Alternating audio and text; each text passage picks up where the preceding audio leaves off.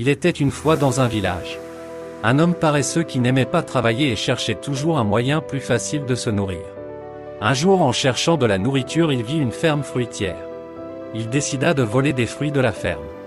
Il est entré dans la ferme et a commencé par grimper l'arbre. À ce moment-là, le fermier est venu et l'a vu grimper l'arbre. Le fermier lui a crié dessus et lui a demandé de descendre. Il a cherché un gros bâton pour le frapper. Quand le paresseux a vu cela, il s'est rapidement descendu avant que le fermier ne puisse l'atteindre. Il a couru vers la forêt voisine et s'est caché. Après un certain temps, il s'est levé. En traversant la forêt, il voit un renard qui n'avait que 2 jambes et rampait. L'homme paresseux a pensé: comment ce renard peut-il rester en vie dans un tel état? Ce renard ne peut pas courir, alors comment peut-il se nourrir ou rester à l'abri de la menace d'autres animaux? Juste à ce moment-là, il a vu un lion venir vers le renard avec un morceau de viande dans sa bouche.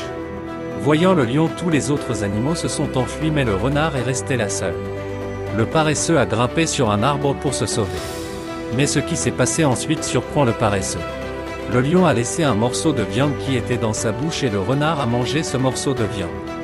L'homme paresseux a été choqué de voir cela. Mais il était heureux de voir le jeu de Dieu. Dieu a pris par le lion pour nourrir ce renard qui traverse les moments les plus sombres de sa vie. Le paresseux réfléchit un instant et dit: Dieu qui est le créateur de tout a toujours un plan pour prendre soin de tous les êtres vivants. En pensant cela, il pensait que si Dieu avait un tel plan pour le renard, alors Dieu doit avoir un plan pour lui aussi. Il a avancé et a trouvé un arbre le long de la route. Il s'est assis sous l'arbre et a commencé par attendre que quelqu'un le nourrisse aussi. Il a continué à regarder la route en attendant sa nourriture. Il a attendu 2 jours mais toujours personne n'est venu avec de la nourriture. Enfin, quand il ne pouvait plus supporter, il est parti à la recherche de nourriture.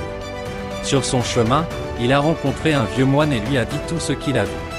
Le moine lui a donné de la nourriture et de l'eau. Après avoir mangé de la nourriture, l'homme paresseux a dit au moine: Ô sage, tu ne croiras pas ce que j'ai vu. J'ai vu un renard, et un lion le nourrissait. N'est-ce pas un message divin de Dieu pour moi? Dieu a montré sa miséricorde sur un renard, mais personne n'est venu pour moi.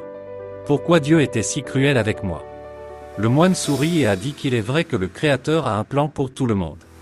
Vous faites également partie du plan de Dieu, mais mon ami, vous avez mal pris son signe. Il ne voulait pas que vous soyez comme le renard, mais il voulait que tu sois comme le lion. Pourquoi tu veux être comme le renard? Toi, tu as tes pieds, tes bras en forme comme le lion. Mais tu envies la vie du renard qui n'avait pas ses jambes.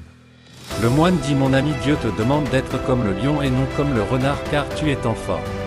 Si nous regardons de près dans nos vies, nous constaterons que la vie est remplie de leçons et que chaque instant a une signification plus profonde.